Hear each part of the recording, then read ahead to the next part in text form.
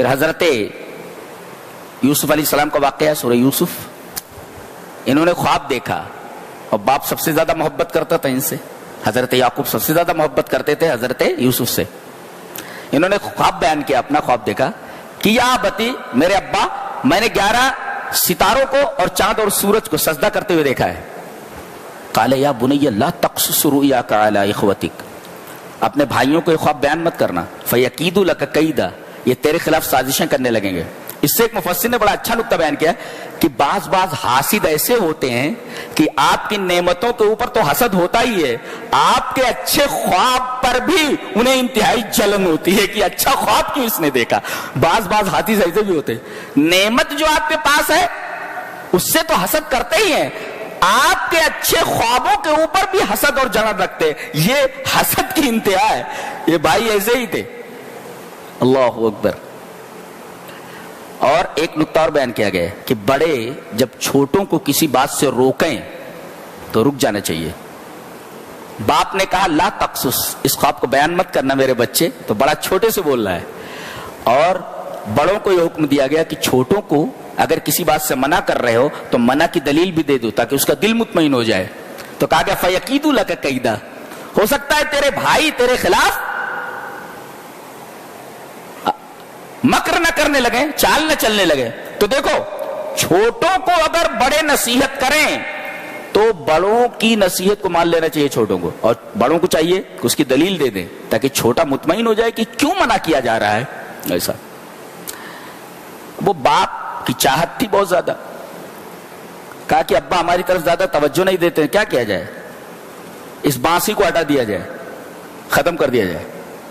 Meeting بیٹھی ان لوگوں کی, کہا کہ اقتلوا یوسف او اطرحوه ارضا یخل لکم وجہ ابیکم. اس میں ایک بڑا پیارا نکتہ ہے کہ انہوں نے کہا کہ یوسف کو قتل کر دو یا انہیں کہیں لے جا کر کے پھینک دو. مقصد کیا تھا کہ باپ کی محبت انہیں حاصل ہو جائے. یخلو لکم وجہ ابیکم, تمہارے باپ کی توجہ تمہارے لیے مخصوص ہو جائے گی. اب اس کو بہت زیادہ چاہ رہے ہیں نا, یہ جب ہٹ جائے گا تو باپ کی پوری محبت تمہیں مل جائے گی. مفسر بہت اچھا لکھتا ہے کہ برادران یوسف اگرچہ اچھے بھائی نہیں تھے, اس لیے کہ یوسف کو لے جا کر کے پھینک دیا, لیکن اچھے بیٹے ضرور تھے. جی, ان کا مقصد یہ تھا کہ باپ کی محبت کی نظریں ہماری طرف خاص ہو جائیں, ہمارے لیے خاص ہو جائیں. آج دیکھو کتنے نمازی ہیں, کتنے روزہ دار ہیں, لیکن باپ سے بات کرنا پسند نہیں کرتے. تو تم تو برادران یوسف سے بھی گئے گزرے ہو.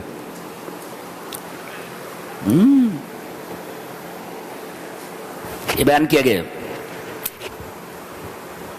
ان کا مقصد باپ کی محبت کو حاصل کرنا تھا.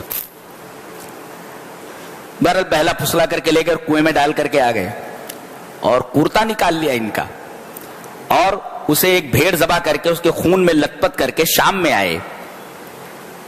کہتے شام میں کیوں آئے؟ مفسر بولتا ہے, کہتے شام میں اس وقت اس وجہ سے آئے, نہیں تو آ سکتے تھے, زیادہ دور نہیں تھا وہ کنواں اور وہ فیلڈ جہاں پر یہ لوگ جاتے تھے, تاکہ جب یہ جھوٹ بولیں تو باپ چہرے سے ان کے جھوٹ کو پکڑ نہ لے. ایک محقق کہتا ہے کہ قتل ایک ایسا جرم ہے, قتل ایک ایسا جرم ہے یا گناہ یا جھوٹ ایسا جرم ہے کہ آدمی بولنے لگے کہ اس کے چہرے سے پتہ چل جاتا جھوٹ بول رہا ہے. اور دوسرے, قتل اتنا خطرناک جرم ہے کہ قاتل کتنا بھی احتیاط برتے, کتنا بھی کیئرفل ہے, کوئی نہ کوئی کلو ضرور جو ہے چھوڑ جائے گا, اور تفتیش کرنے والے اس کلو کو سامنے رکھ کر قاتل تک پہنچ جائیں گے. دیکھیے یہ لوگ قمیص لائے, خون میں ڈبو کر لائے, مگر پھاڑا نہیں تھا. انہوں نے کہا کہ یہ رہا اس کا کرتا بھیڑیا کھا گیا. فوراً حضرت یعقوب تاڑ گئے کہ غلط ہے, اس لیے کہ اگر بھیڑیا کھائے ہوتا تو کرتا پھٹا ہوا ہوتا. اس کا مطلب کلو چھوڑ گئے. یہ قاتل کہیں نہ کہیں غلطی ضرور کرتا ہے جس کی وجہ سے اسے پکڑ لیا جاتا ہے. یہ قتل اتنا بڑا جرم ہے کہ کتنا بھی کوئی احتیاط برتے ضرور پکڑ لیا جاتا ہے. شام میں کیوں آئے؟ اس لیے کہ جب باپ سے جھوٹ بولنے لگے, اور وہ بھی نبی سے جھوٹ بول لیں, تاکہ اندھیرے میں باپ ان کے چہروں سے ان کا جھوٹ نہ پڑ سکے. اس لیے کہ the face is index of mind, اس لیے کہ چہرہ جو ہوتا ہے وہ اندروں کا آئینہ دار ہوتا ہے. آپ جو بول رہے ہیں نا آپ کے چہرے سے جھلکتا ہے.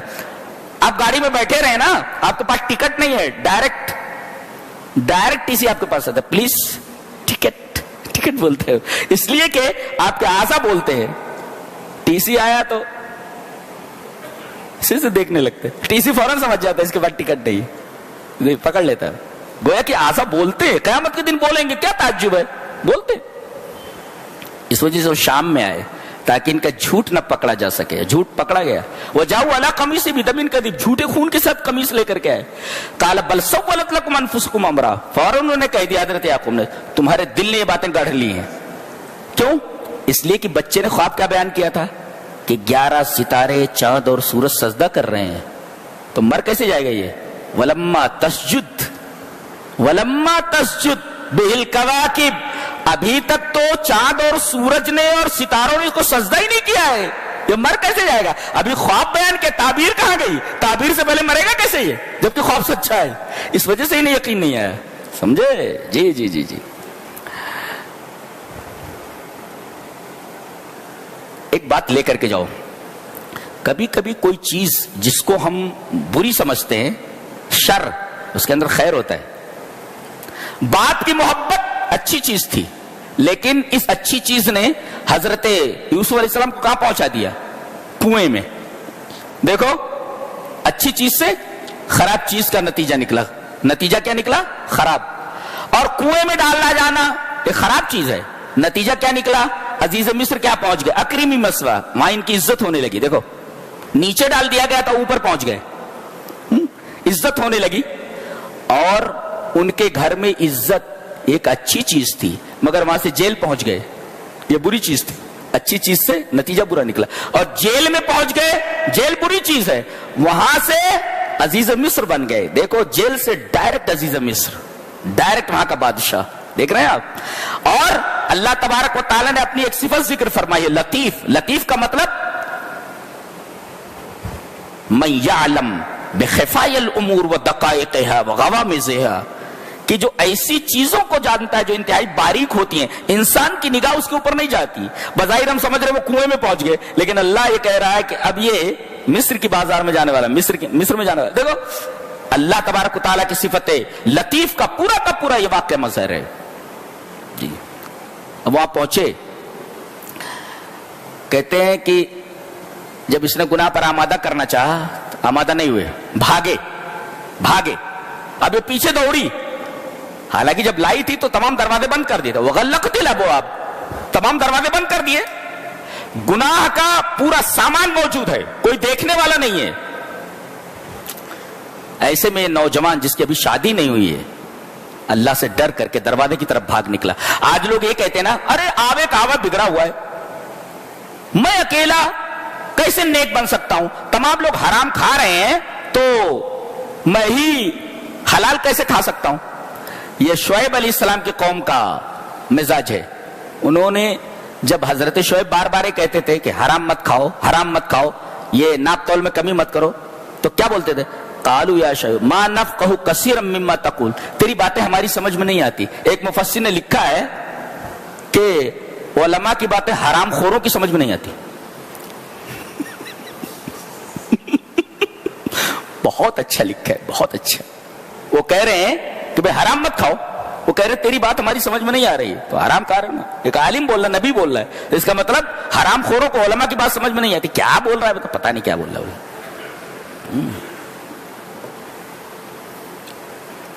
بھاگے تو کہہ رہے اکیلا چنا کیا بھاڑ پھوڑ سکتا ہے؟ نہیں, گناہوں سے بچنے کے لیے تم بھاگ کر تو دیکھو دروازے کی طرف. دروازے کھلتے چلے گئے.